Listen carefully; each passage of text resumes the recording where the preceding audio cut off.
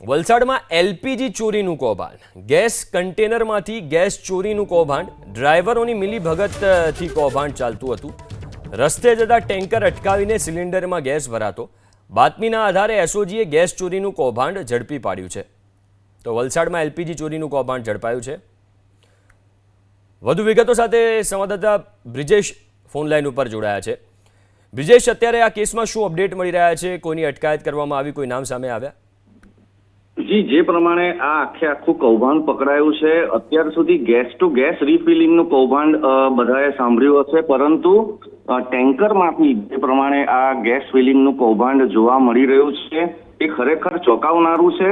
કારણ કે જે પીપાવાવથી જે શિપ આવે છે એમાંથી જે ટેન્કરમાં ગેસ શિફ્ટ થાય છે અને એ ગેસ જે સિલિન્ડરમાં ભરવાની હોય છે એ એજન્સી પાસે જતું હોય છે.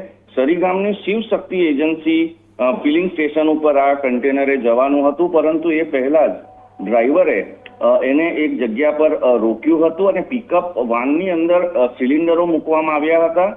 સ્પેસિફિક એક પ્રકારનું મિકેનિઝમ હોય છે જેને આધારે સીધું આ સિલિન્ડર ભરી દેવામાં આવતા હતા. ખૂબ મોટી સંખ્યામાં આ સિલિન્ડરો પણ એસઓજીએ કબજે કર્યા છે.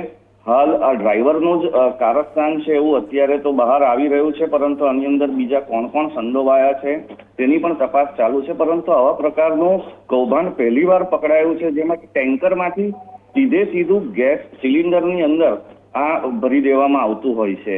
આ જોખમી પણ છે અને કોઈ પણ સેફટી પ્રોવિઝન વગર જો સીધું સિલિન્ડરમાં પ્રેશરથી આ જે એલપીજી ભરાતો હોય છે એમાં દુર્ઘટના પણ થઈ શકે છે.